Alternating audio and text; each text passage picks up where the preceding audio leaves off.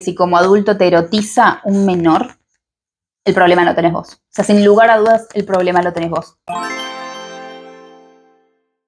Esta semana que pasó, mi querido México se vio revolucionado por el caso de Paulina Florencia y su marido Mauricio Cuevas. Para quien no sabe quiénes son, Paulina Florencia es una influencer de moda y de maquillaje, de belleza, y Mauricio Cuevas, según Infobae, se describe a sí mismo en su cuenta de Instagram, que está configurada como privada, como productor, DJ, emprendedor, amante de los viajes y foodie. Además es el director de finanzas de B Group, una empresa de mercadotecnia y relaciones públicas con 11 años de experiencia en el mercado, especializada en el diseño, planificación y ejecución de estrategias para la creación de eventos y proyectos. Esta pareja nos sirve de ejemplo y de disparador para el tema que quiero hablar hoy, que me parece súper importante, que es el grooming. La razón por la cual están en boca de todos es que otra influencer mexicana, Florencia Guillot, los invitó a su podcast Vete a Triunfar, en donde los presentó como una pareja exitosa de 17 años juntos y los invitó para entrevistarlos. Y acá el relato está medio extraño y lo primero que saltó en este podcast es que es una pareja con 14 años de diferencia de edad, lo cual no es per se un problema, pero dan a entender que se conocieron cuando Paulina tenía 15 años y Mauricio tenía 30. Para peor, empiezan a sumar información y él no solamente tenía 30, también estaba casado, tenía un hijo chiquito y como es internet empezó a investigar y acá se revolucionó absolutamente todo, porque los datos indican que en realidad no se conocieron a los 15 de Paulina, a los 30 Mauricio, sino bastante antes. La información va y viene, cambia todo el tiempo. En el podcast ellos lo que dicen es que se encontraron de casualidad, sin haberse conocido antes, en unas vacaciones en Acapulco, en donde estaba Mauricio con sus amigos y Paulina con sus amigos, y sucedió el amor. Pero las mismas seguidoras de Paulina empezaron a notar que esta historia no es la misma que ella venía contando a lo largo de los años, porque hace mucho que es influencer. Además, era muy raro el hecho de que decían en el podcast que hasta terminaron conviviendo bajo el mismo techo en esas vacaciones. De vuelta, pensemos que en este relato Paulina tiene 15 y Mauricio tiene 30. Ya era raro que Paulina con 15 estuviera en Acapulco sin sus padres. La gente empezó a investigar porque nada estaba cuadrando. Y investigando, encontramos todos que Grupo Reforma les hizo una entrevista para una nota sobre parejas exitosas y duraderas, y en esa entrevista dicen que se conocieron efectivamente en Acapulco, pero en el 2001.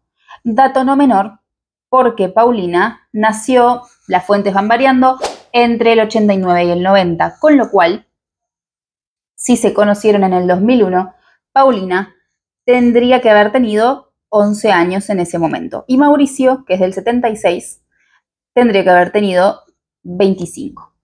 Para que tengan referencia, este es un clip de Matando Cabos en el 2004 en el que Paulina participó y tenía alrededor de 13-14 años. Que no va a venir porque estás bien pinche visco.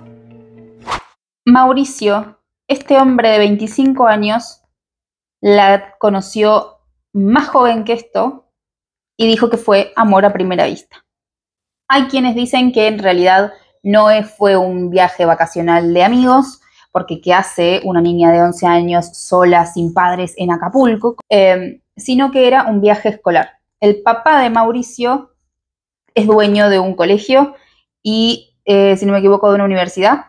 Entonces puede ser que haya tenido un rol de cuidador, lo cual hace las cosas aún peores. También hay una versión que dice que había un concurso de belleza en el que Paulina participó, de vuelta Mauricio era el encargado de los chicos. La verdad es que no lo sabemos a ciencia cierta porque no hay fotos de ese evento, no hay registros, nadie dice nada y todo video en el que Paulina habló al respecto ha sido eliminado de internet. Ahora bien, ¿por qué estamos hablando de esto? ¿Por qué está todo el mundo hablando de esto? ¿Simplemente por chisme?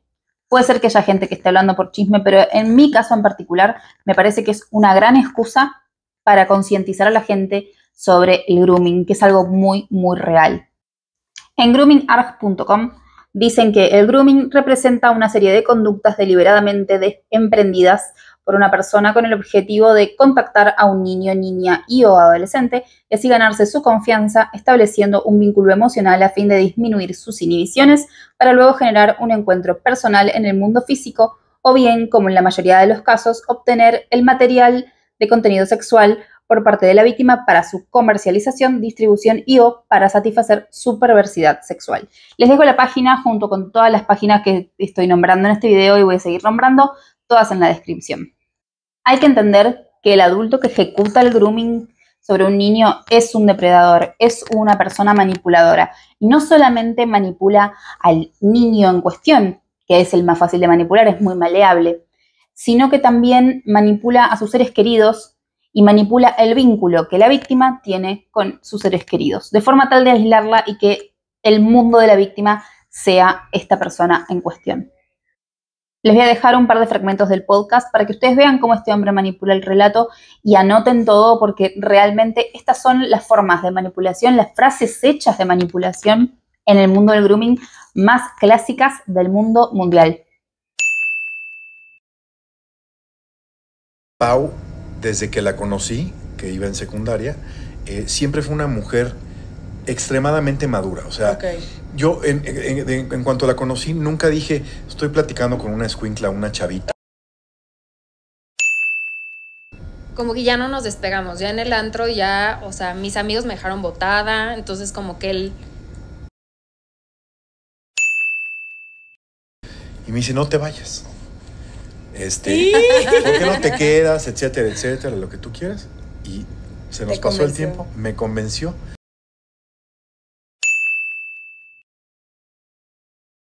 Todo esto, antro, beach club, todo el señor aquí ni medio beso, pero ni en el cachete. No, yo soy bastante y yo así respetuoso. y luego... Ni una agarradita de mano, de que todo nada. el fin de semana juntos y nada, nada. Entonces, al momento que ya se despidió de mí, me ayudó con mi maleta, ya sabes, muy caballeroso, muy respetuoso de que, bueno, bye, nos marcamos, que estés bien, y yo...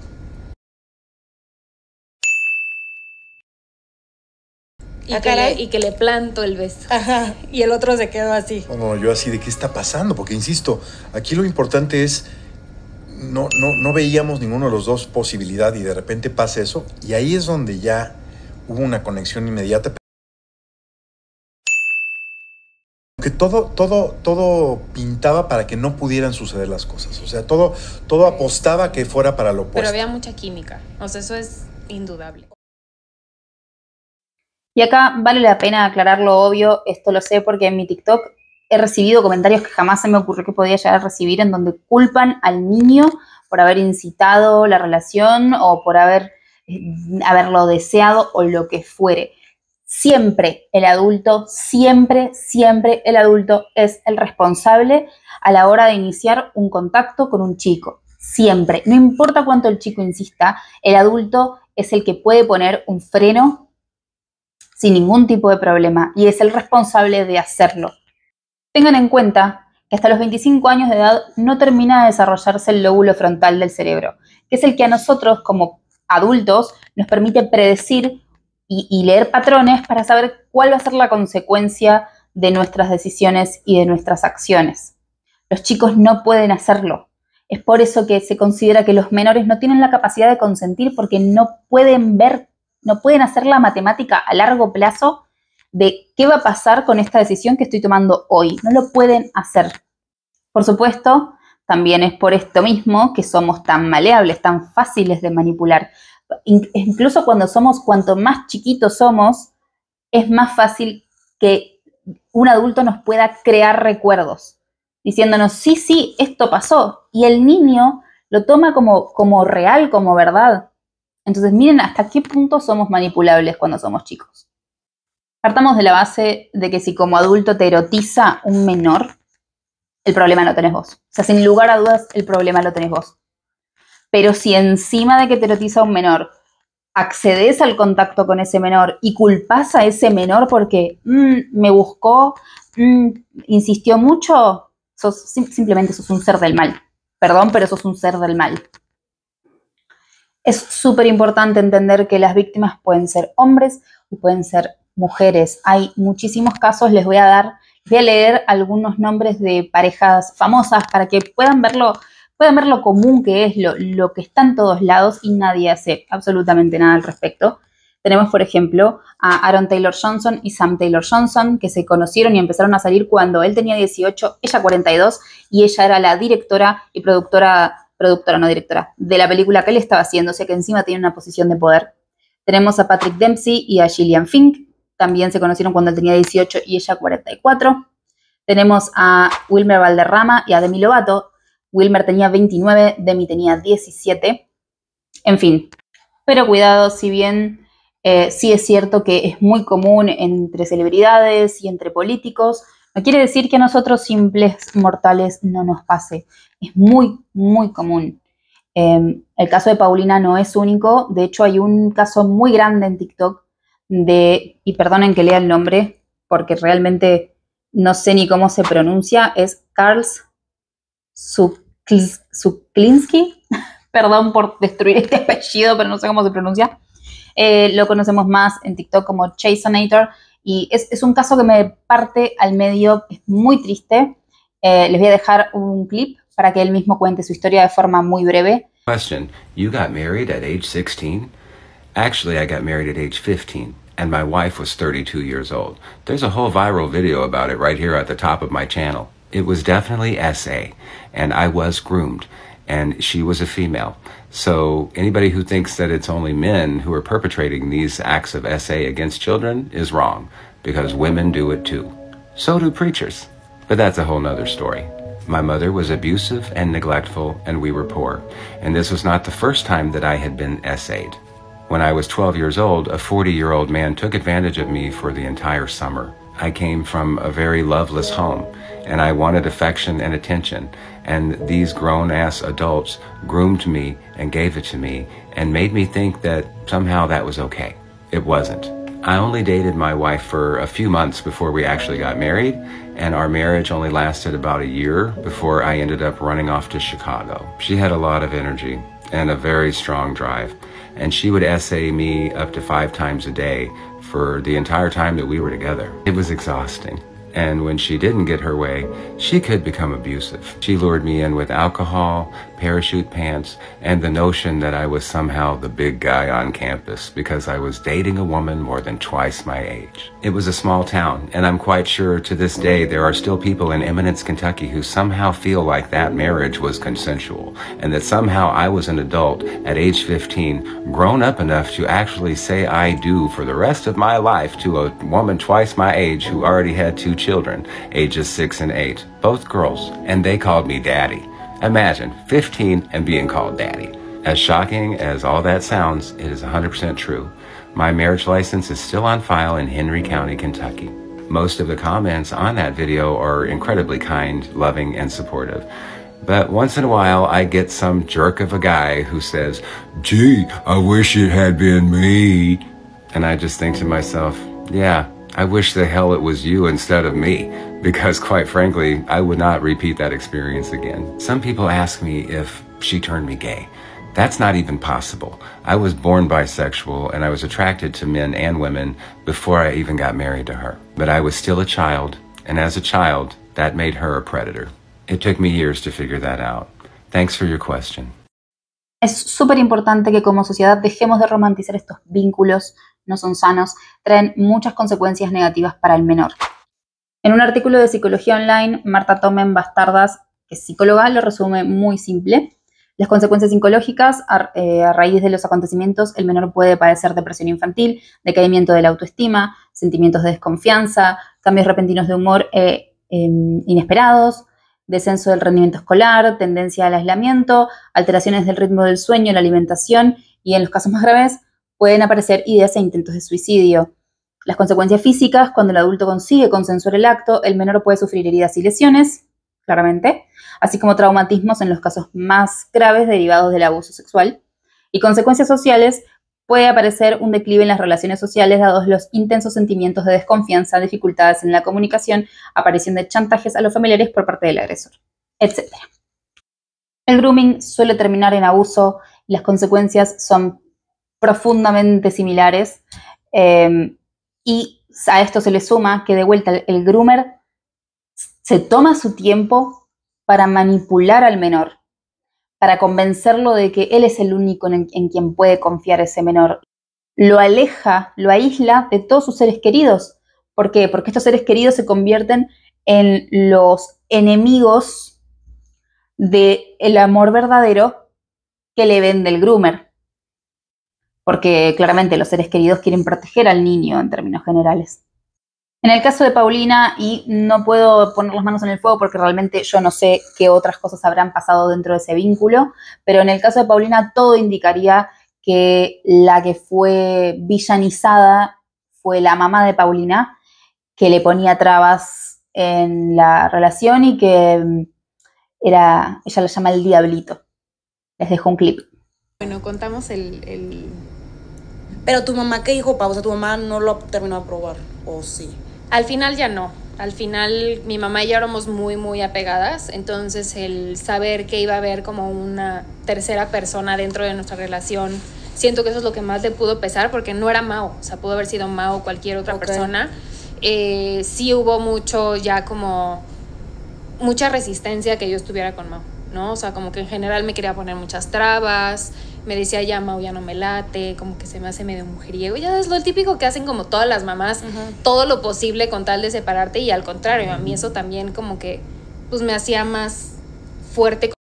Siempre es triste que existan estos casos, no que surjan, pero sí que existan, pero lo bueno es que podemos usarlos para generar conciencia de qué es el grooming, cómo funciona, cómo evitarlo, cuáles son los signos para identificarlo, y de esa manera poder cuidar a los chicos.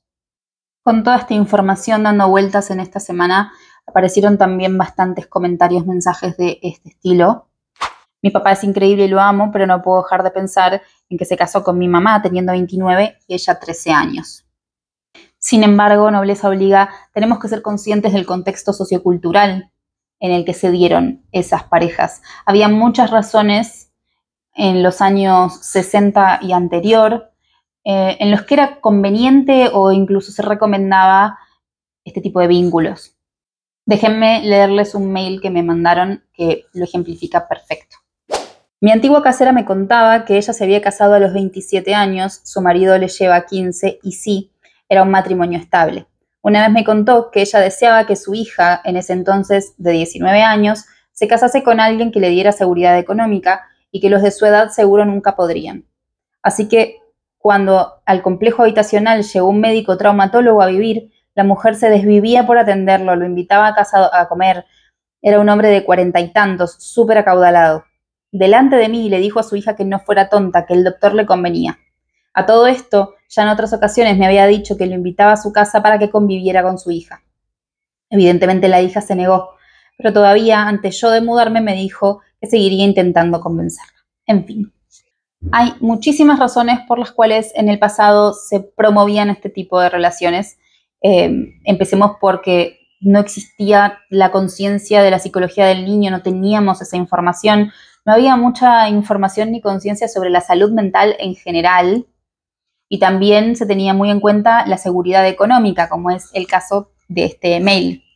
Otra de las creencias populares en el pasado era que las niñas se convertían en mujeres automáticamente después de su primer periodo, lo cual, de vuelta, parte de la absoluta ignorancia. La gente no tiene la culpa de no saber las cosas.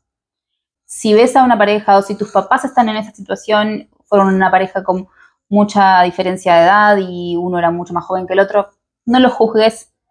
Sí está bueno que si querés te puedes sentar y preguntarles y charlar al respecto para ver cómo fue su experiencia, pero siempre procuremos entenderlos. No quiere decir que sean malas personas, simplemente que vivían en una época distinta a la nuestra. Es hoy que no se puede perdonar romantizar este tipo de relaciones, porque hoy tenemos la información a la mano. La sociedad ha avanzado muchísimo, tenemos internet, tenemos conciencia, tenemos mucha información sobre la psicología del niño, se ha avanzado mucho. Entonces, no se puede permitir que se sigan romantizando estas cosas, que se siga haciendo la vista gorda. Si se mira al costado es adrede, porque la información, de nuevo, está a un clic de distancia. Hay que educar a los chicos, hay que enseñarles a ver un depredador e identificarlo, Hay que cuidar sus etapas, no pueden quemar etapas. Hay que proteger su infancia. Y esa es la responsabilidad de nosotros los adultos. Incluso si no tiene nada que ver con uno, el niño merece también protección, simplemente porque es la futura generación de nuestra comunidad. Como último comentario, quiero hablar de Florencia Guillot, la influencer conductora del podcast Vete a Triunfar, que generó todo este revuelo. La gente le está criticando mucho la forma en la que presentó este episodio de su podcast, la forma en la que presentó a esta pareja y cómo, incluso estando ahí, sentada con ellos, festejó lo infestejable. Esto puede haber sido por ignorancia, puede haber pecado por ignorante. No tenemos todos el conocimiento de todo y nos podemos equivocar, es nuestro derecho como personas. Sin embargo, vi sus disculpas en sus redes y encontré que de disculpas tenían poco. Está bien que haya ignorado, previo a publicar este episodio, que haya ignorado qué es lo que estaba tratando. Como digo, no tiene por qué saberlo. Pero después de que se expuso y después de que salieron muchísimas personas a señalar que estaba mal, y después de que salieron muchísimos psicólogos incluso a explicar qué es el grooming, cómo funciona, cuáles son los signos, las señales de que una persona fue víctima de grooming, me parece que su respuesta estuvo floja. Si llegase a ver este video, me gustaría decirle que por favor salga, no tanto a disculparse, sino a condenar el grooming y el abuso que afecta a tanta gente que no sabe lo que está pasando, que no sabe lo que está haciendo, que expone a sus hijos sin saberlo y que hiere a tantos niños todos los días. Creo que corresponde, por ser ella la que inició esta conversación, por haber presentado como presentó a esta pareja, siendo que tiene muchas seguidoras jovencitas, no me parece bien mirar al costado y fingir demencia.